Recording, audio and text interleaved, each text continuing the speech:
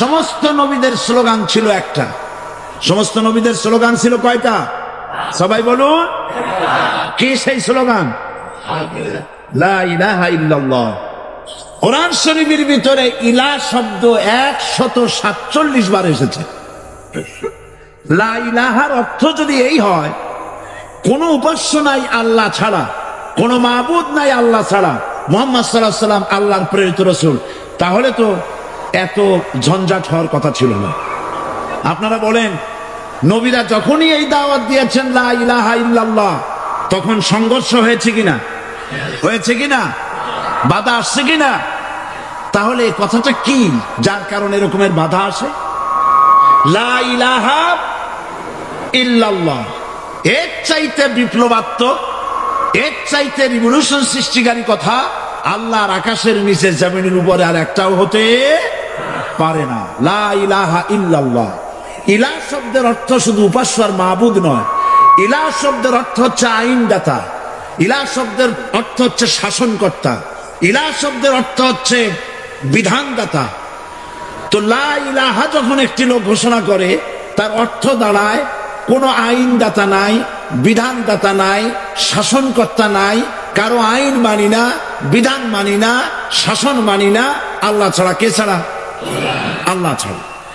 এই কালেমার দাওয়াত যখন পয়গম্বরেরা দিয়েছেন, তখন 3 শ্রেণীর লোকেরা বাধা দিয়েছে। বলেন কয় শ্রেণী? সবাই বলেন। 3 শ্রেণীর লোকেরা বাধা দিয়েছে। লক্ষ্য করুন। 1 নম্বরে বাধা দিয়েছে রাষ্ট্র শক্তি। 1 নম্বরে বাধা দিল কারা? 2 নম্বরে বাধা দিয়েছে ধনাঢ্য ব্যক্তিবর্গ। 3 নম্বরে বাধা দিয়েছে যারা কায়েমি স্বার্থবাদী ধর্মীয় শক্তি। এই 3টি শ্রেণী সমস্ত নবীদেরকে বাধা দিয়েছে। সেই বাধা অতীতে যারা দিত, এখন আর দেয় না নাকি? এখনো দেয়। দেখুন, এই কালেমার দাওয়াত হযরতে মূসা আলাইহিস সালামকে যেদিন আল্লাহ পাক প্রথম ওহী দিলেন, এই দাওয়াত শুধু রাসূল দেন নাই, আল্লাহ পাক বলছেন প্রত্যেক নবী তার জাতিকে এই দাওয়াত দিয়েছেন। কি? আল্লাহ রাব্বুল আলামিন বলেন, সকল নবী তার কওমকেই বলে দাওয়াত দিয়েছেন, ইয়া কওমি ইবুদুল্লাহা মা লাকুম মিন ইলাহিন গায়রুহু। হে সম্প্রদায়, আল্লাহ ছাড়া কোন ইলাহ নাই, তার ইবাদত করো, তারই দাসত্ব করো, তার গোলামি করো। আল্লাহ পাক মূসা আলাইহিস সালামকে যখন নবুয়ত দিলেন, প্রথম যে ওহী এলো, প্রথম ওহীটাই ছিল ইন্নানি আনাল্লাহ লা ইলাহা ইল্লা আনা ফা'বুদনি ওয়া আকিমিস সালাতা লিযিকরি। নিশ্চয়ই আমি আল্লাহ, আমি ছাড়া কোন ইলাহ নাই, আইনদাতা নাই, বিধানদাতা নাই, সুতরাং আমার দাসত্ব করো এবং আমার শরণার্থে নামাজকে প্রতিষ্ঠা করো। মূসা আলাইহিস সালামকে আল্লাহ পাক ওহী দিয়ে তাকে পাঠালেন। কোথায় পাঠালেন?